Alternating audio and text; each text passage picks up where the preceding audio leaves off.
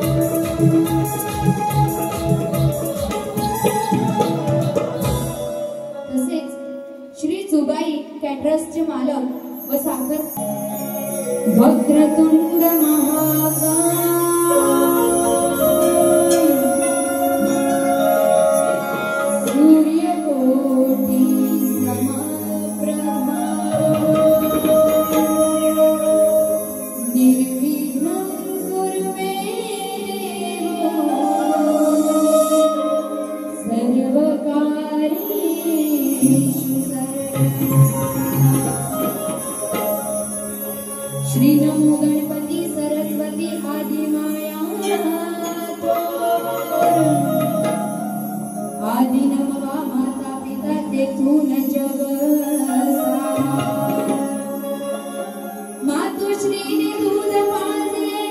अमृताची धारा मातुश्रीने दूध पाजले अमृताची धारा तिने हातास केला पाना माझा लोभ करून नेत्राचे दिवे मातेने कष्ट सोसिले करून नेत्राचे दिवे मातेने कष्ट सोसिले आणि म्हणून म्हणते शाहीर वैदेशीला मातेचे पिते नाव बघा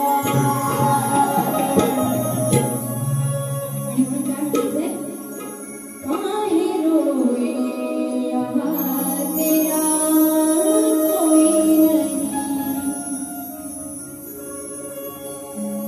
बघा स्तवाला सुरुवात करते आहे नीट लक्षात घ्या माय भवानी तू दुर्गाई आले तुझ्याच पायी तू पूर्ण करी मनोकामना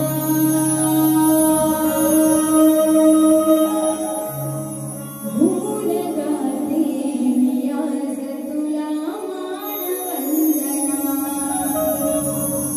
गुण गाते मी आज तुला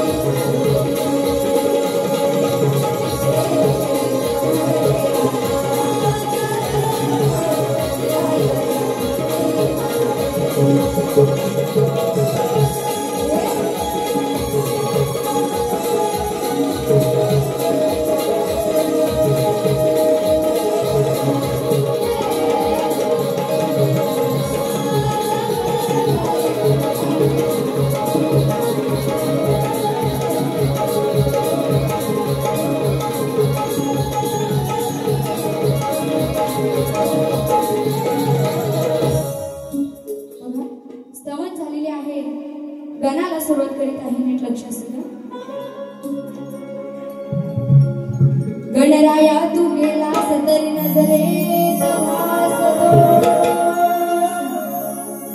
विरहान हे मनपण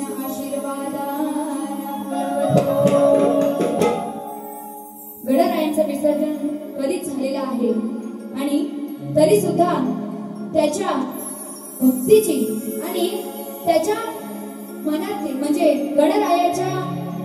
गणरायाला आपण नेहमी आळवत असतो, नेहमी शुभ दिनी त्याला पहिला पूजेचा मान देत असतो आणि त्या गणरायाचं विसर्जन जरी झालेलं असलं तरी भक्ती ही सगळ्यांच्या मनात अजूनही आहे आणि ती कायम आहे.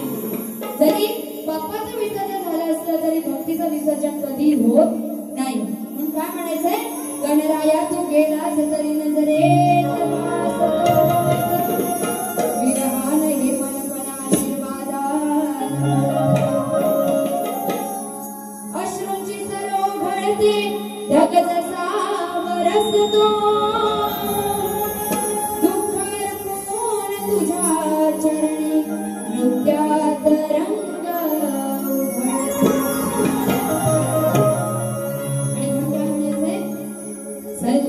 जल बहिणी गौरी गणपतीच्या सणाला नाम तुझे घेण्या आले बाप्पा श्री गणराया नाम तुझे घेण्या आले बाप्पा श्री गणराया मी भक्त तुझी भोळी आले तुझे गुण गाया मी भक्त तुझी भोळी आले तुझे गुण गाया नाम तुझे बाप्पा श्री गणराया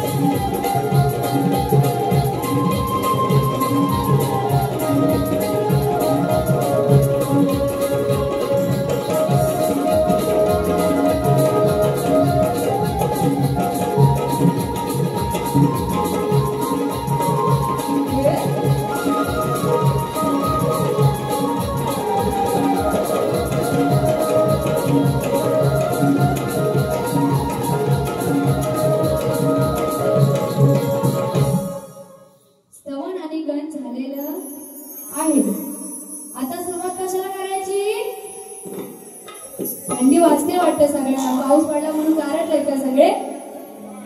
स्वप्नील कोणाला आठवायची की नाही? आवाज कुठे तुमचा? असो बुवा, स्वप्नील बुवा, तुम्ही जिथे कुठे असाल तिथनं बाहेर पडा आणि आता मी गवळण घेते त्याकडे नीट लक्ष असू द्या.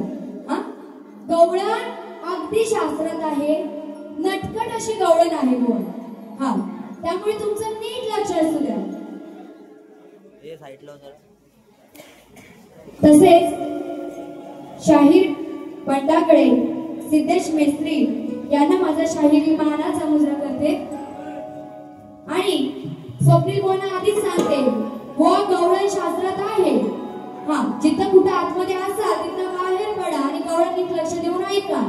हा, मग काय करायचं बघा, त्या कानाला काय सांगायचंय? हरामी हा काना करीतो छेडाछेडी, समजून स्वतःला थोर करतो घर फोडी. हा श्रीकृष्ण नटखट होता, तो घराघरात जाऊन दही दूध चोरायचा, बरोबर? हा चोर होता श्रीकृष्ण. म्हणून काय म्हणाले? हरामी हा काना करीतो छेडाछेडी, समजून स्वतःला थोर करतो घर फोडी. पकडून याला आज याच्या पायात घालते आज वेळी, पकडून याला आज याच्या पायात घालते आज वेळी, आणि मोडणार आहे या कानाची आज चांगलीच खोडी. वा, आज तुम्हाला काहीतरी नवीन आहे. हा, नीट लक्षात असू द्या.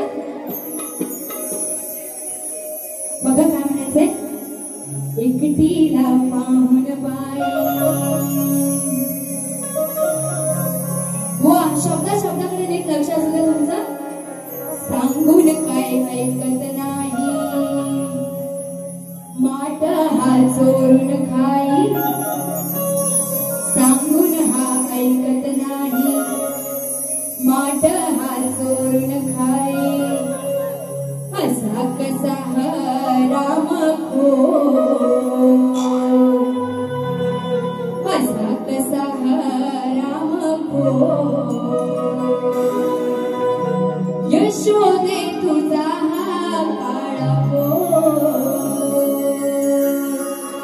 असा कसा राम खो. यशोदे तुझा हा काळा खो.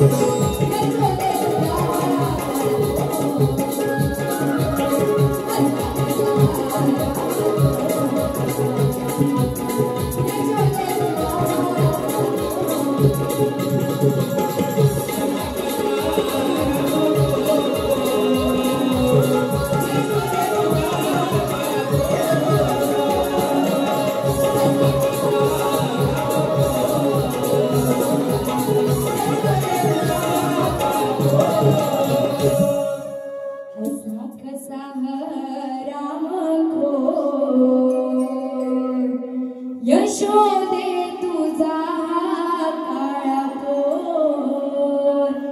बघा स्वप्नील बुवा, गवळण आज तुम्हाला थोडी नटकट दिलेली आहे. हा, तुम्हाला शास्त्र तर समजलाच असेल, तरी सुद्धा सांगते, सांगून काय ऐकत नाही. म्हणजे तो श्रीकृष्ण कोणाचंच ऐकत नव्हता. माठ हा चोरून काही, चोरून दही दूध माठ खायचा. आणि म्हणून काय म्हणाले, असा कसा हा राम असं कसा तुझा हरामखोर श्रीकृष्ण. त्या श्रीकृष्णाला यशोदाबाई समजाव काहीतरी. म्हणून काय म्हणाले, असा कसा हा रामखोर, यशोदे तुझा हा काळा पोर.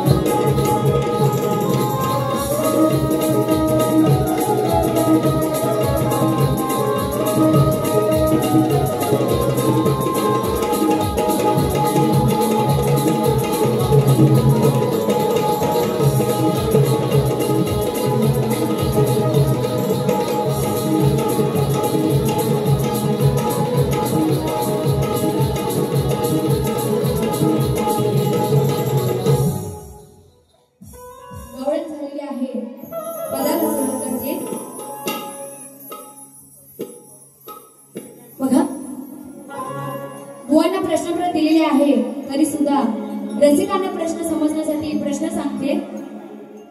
बुवांना माझा प्रश्न असा आहे की मदमरूची उंची किती?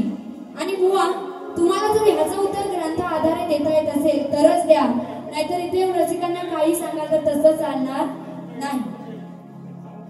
पदाला सुरुवात करीत आहे. तुझे देख के पहली बार मेरा दिल धड़का है, मैं प्यार जिसे करती हूँ तू वो लड़का है. हो, पदाची चाल देते, नाही तर तुम्हाला वाटेल तुम्हाला बोलते. हा, बघा काय म्हणायचंय.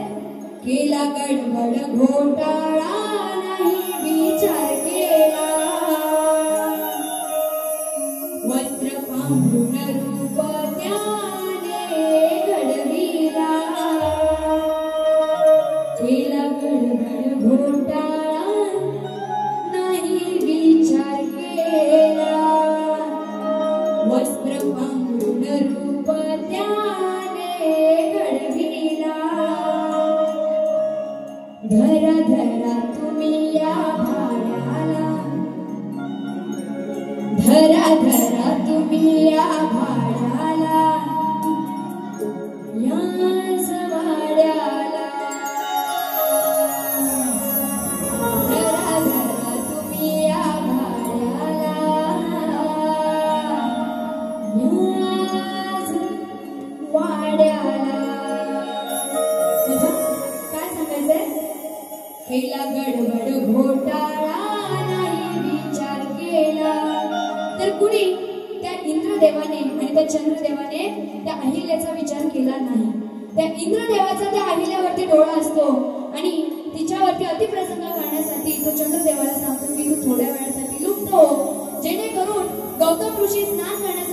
पडतील आणि मी गौतम ऋषीचं रूप धारण करून अहिल्याच्या वाड्यात घुसले. आणि तसंच चंद्रदेव थोड्या वेळासाठी लुप्त होतात आणि ते इंद्रदेव गौतम ऋषीचं रूप धारण करून त्या अहिल्याच्या वाड्यात जातात आणि तेव्हाच ते तिच्यावरती अतिप्रसंग करण्याचा प्रयत्न करतात. मग काय म्हणाले? केला गडबड घोटाळा नाही विचार केला, वस्त्र पांघरून रूप त्याने घडविला. कुणी? तर त्या इंद्रदेवाने गौतम ऋषीचं रूप धारण केलेलं. आणि म्हणून काय म्हणायचंय?